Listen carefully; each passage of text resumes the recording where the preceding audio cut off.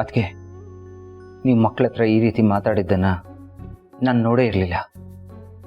ಏನಾಯ್ತು ಅದಕ್ಕೆ? ಏನಿಲ್ಲ ಪಾರ್ಥವ್ರೆ, ಮಕ್ಕಳನ್ನ ಗದರಿಸ್ಬೇಕು ಅಂತೇನಿಲ್ಲ, ಬಟ್ ಅವ್ರಿಗೂ ಒಂಚೂರು ಡಿಸಿಪ್ಲಿನ್ ಇರಬೇಕಲ್ವಾ. ಅವ್ರು ಈಗೇನು ಕಲಿತಾರೆ ಮುಂದೆ ಅದೇ ಅವ್ರ ಜೊತೆ ಇರೋದು. ನಾವು ಎಲ್ಲ ಟೈಮಲ್ಲೂ ಅವ್ರ ಜೊತೆ ಇರೋಕ್ಕಾಗಲ್ವಲ್ಲ. ಯಾವುದೋ ಒಂದು ಹಂತದಲ್ಲಿ ಅವರು ಇಂಡಿಪೆಂಡೆಂಟ್ ಆಗಬೇಕು. ಅದಕ್ಕೆ ಈ ರೀತಿ ಹೇಳಿದೆ ಅಷ್ಟೇ, ಅದು ಬಿಟ್ಟರೆ ಇನ್ನೇನಿಲ್ಲ. ದಟ್ಸ್ ಓಕೆ ಅದಕ್ಕೆ. ಬಟ್ ಆದರೂ ಮಕ್ಕಳ ವಿಚಾರದಲ್ಲಿ ನೀವು ಪೇಷನ್ಸ್ ಕಳ್ಕೊಂಡ್ರಿ. ನಾನು ಹೀಗೆ ಹೇಳ್ತೀನಿ ಅಂತ ಬೇಜಾರು ಮಾಡ್ಕೋಬೇಡಿ. ನೀವು ಅವ್ರ ಹತ್ರ ಮಾತಾಡಿದ್ದು ಸ್ವಲ್ಪ ರೂಡ್ ಆಗಿತ್ತು ಅದಕ್ಕೆ. ಆ್ಯಂಡ್ ಯಾಕೋ ನೀವು ತುಂಬ ಸ್ಟ್ರೆಸ್ಸಲ್ಲಿದ್ದೀರಾ ಅಂತ ಅನಿಸ್ತಾ ಇದೆ. Is everything okay?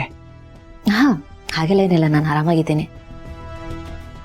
ಮಕ್ಕಳ ಜೊತೆ ಕೋಪದಲ್ಲಿ ಮಾತಾಡೋದಕ್ಕೆ ನನಗೂ ಇಷ್ಟ ಇಲ್ಲ. ಆದರೆ ಒಂದೊಂದು ಸಲ ಮನಸ್ಸು ನಮ್ಮ ಜೊತೆ ಇಲ್ಲದೆ ಇರಬೇಕಾದ್ರೆ ಮಾತು ಹೊರಟಾಗೋಗ್ಬಿಡುತ್ತೆ. ಅದಕ್ಕೆ ನಾನು ತಕ್ಷಣ ಸಾರಿನೂ ಕೇಳಿದೆ. ಕೆಲಸ ಇದೆ.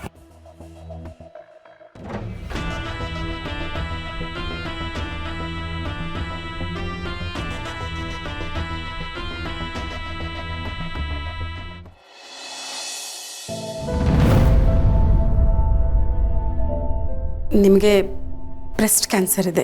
ಈಗ ಅದು 3rd ಸ್ಟೇಜಲ್ಲಿದೆ. ಈಗ ನಿಮ್ಮ ಕ್ಯಾನ್ಸರ್ ಬರೀ ಬ್ರೆಸ್ಟಲ್ಲಿ ಮಾತ್ರ ಉಳಿದಿಲ್ಲ, ಹತ್ತಿರದ ಲಿಂಫ್ ನೋಡ್ಸ್ ಎದೆ ಭಾಗಕ್ಕೂ ಹರಡಿದೆ. ಆದರೆ ಕಾಯಿಲೆನ ಗುಣಪಡಿಸೋ ಚಿಕಿತ್ಸೆ ಇಲ್ಲ.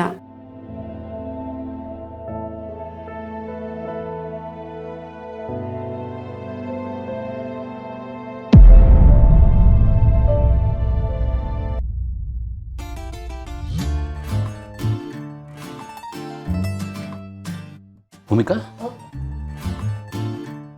ಇದ್ಯಾಕೆ ಕತ್ಲಲ್ಲಿ ಕೂತಿದ್ದೀರಾ? ಏನಾಯ್ತು? ಗೊತ್ತಾಗಲಿಲ್ಲ. ಎಲ್ಲೋಗಿದ್ರಿ ಇವತ್ತು? ಸ್ಕೂಲ್ಗೂ ಹೋಗಿಲ್ಲ ಅಂತ ಕೇಳ್ಪಟ್ಟೆ. ಮನೆಗೆ ಬಂದಾಗ ಮಕ್ಕಳು ಡಲ್ಲಾಗಿ ಹೋಮ್ವರ್ಕ್ ಮಾಡ್ತಾಯಿದ್ರು. ಏನಾಯ್ತು, ಬೈದ್ರ ಅವ್ರಿಗೆ? ಹಾಂ, ಅದು ಬಂದ ತಕ್ಷಣ ಆಟ ಆಡೋಣ ಬನ್ನಿ ಅಂದರು. ಮೊದಲು ಹೋಮ್ವರ್ಕ್ ಮುಗಿಸ್ಕೊಳ್ಳಿ ಆಮೇಲೆ ಆಟ ಆಡೋಣ ಅಂತ ಸ್ವಲ್ಪ ಗಟ್ಟಿಯಾಗಿ ಮಾತಾಡಿದೆ. ಅದಕ್ಕೆ ಬೇಜಾರು ಮಾಡ್ಕೊಂಡಿದ್ದಾರೆ ಗದಿರ್ತೆ ಅಂತ. ಅಷ್ಟೇನಾ?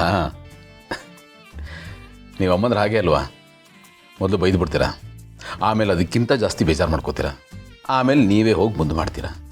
ಅಮ್ಮಂದ್ರು ಅಂದರೆ ಅಷ್ಟೇ ತಾನೇ, ಹೆತ್ತು ಕರಳು ಬೇರೆ. ಅದು ಸರಿ, ಬಟ್ ನೀವು ಯಾಕೋ ಒಂಥರ ಇದ್ದೀರಾ, ಸರಿ ಇಲ್ಲ ನೀವು. ಬೆಳಗ್ಗೆ ಎಷ್ಟು ಖುಷಿಯಾಗಿದ್ದರೆ ಬುಕ್ ಚೆನ್ನಾಗಿದೆ ಅಂತ ಎಷ್ಟು ಜನ ನನಗೆ ಫೋನ್ ಮಾಡಿದ್ರು ಗೊತ್ತಾ? ಒಳ್ಳೊಳ್ಳೆ ರೆಸ್ಪಾನ್ಸ್ ಬರ್ತಾ ಇದೆ.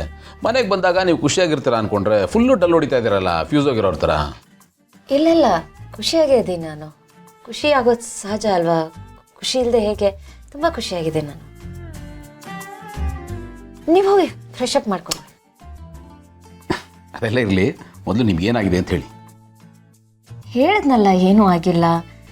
ಅದೇ ಮಕ್ಕಳ ಜೊತೆ ಸ್ವಲ್ಪ ಗತಿರ್ಬಿಟ್ಟೆ ನಾನು, ಅದೇ ಮನಸ್ಸಲ್ಲಿ ಉಳ್ಕೊಂಡ್ಬಿಟ್ಟಿದ್ದೆ. ಅದು ಬಿಟ್ಟರೆ ಇನ್ನೇನಿಲ್ಲ.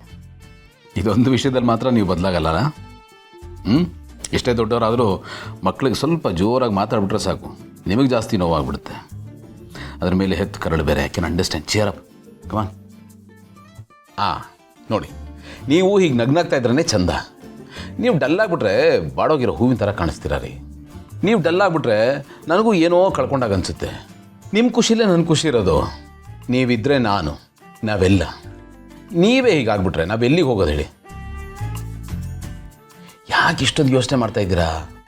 ಅಷ್ಟೊಂದು ಯೋಚನೆ ಮಾಡಬೇಡಿ, ಓಕೆ? ಸರಿ, ನಾನು ಹೋಗಿ ಫ್ರೆಶ್ ಅಪ್ ಆಗಿ ಬರ್ತೀನಿ.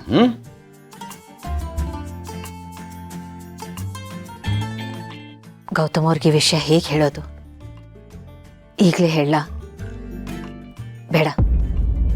ಹೇಳಿದ್ರೆ ನನಗಿಂತ ಜಾಸ್ತಿ ಅವರೇ ಕುಕ್ ಹೋಗ್ತಾರೆ.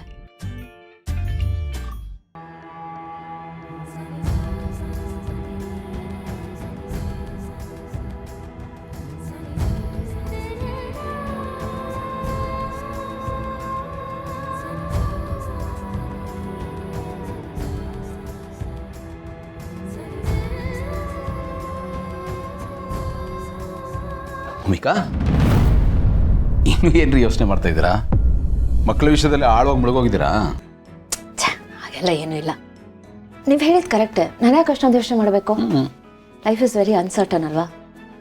ಯಾವಾಗ ಏನಾಗುತ್ತೆ, ಏನು ಬದಲಾವಣೆ ಆಗುತ್ತೆ ಯಾರಿಗೂ ಗೊತ್ತಿಲ್ಲ. ಸೊ ಇರೋಷ್ಟು ದಿನ ಪ್ರತಿ ಕ್ಷಣ ನಾವು ಖುಷಿಯಾಗಿರ್ಬೇಕು, ಅದು ಬೆಸ್ಟ್ ಅಲ್ವಾ? ಯಾಕೋ ವೇದಾಂತಿ ಥರ ಮಾತಾಡ್ತಾ ಇದ್ದೀರಾ? ಇವತ್ತು ಯಾಕೋ ನೀವು ಮಾತಾಡೋ ಟೋನೇ ಸರಿ ಇಲ್ಲ. ನೀವು ಆಡ್ತಾರೋ ಮಾತು ನನಗೆ ಯಾಕೋ ಇಷ್ಟ ಆಗ್ತಾಯಿಲ್ಲ ಭೂಮಿಕಾ.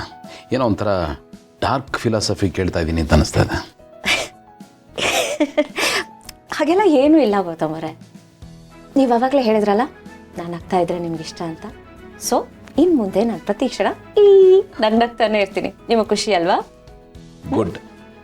ಭೂಮಿಕಾ ಯಾವಾಗಲೂ ಹೀಗೆ ಇರಬೇಕು. ಎಸ್. ಸರಿ ಬನ್ನಿ ಊಟ ಮಾಡಿ. ಹಾಂ, ನೀವು ಹೋಗಿ, ನಾನು ಬರ್ತೀನಿ ಒಂದು ನಿಮಿಷ. ಓಕೆ.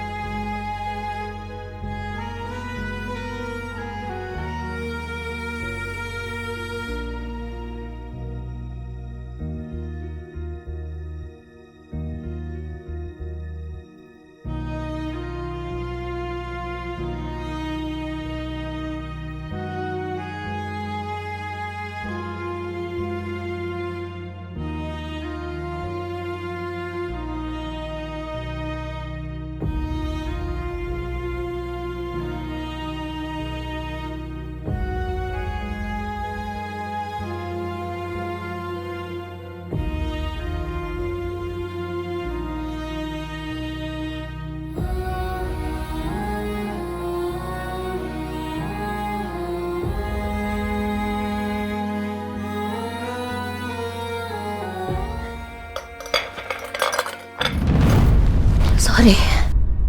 ಏನಾಯಿತು? ಓ, ಯಾಕೆ ನಿದ್ದೆ ಬಂದಿಲ್ವಾ? ಬನ್ನಿ ಮಲ್ಕೊಳ್ಳಿ.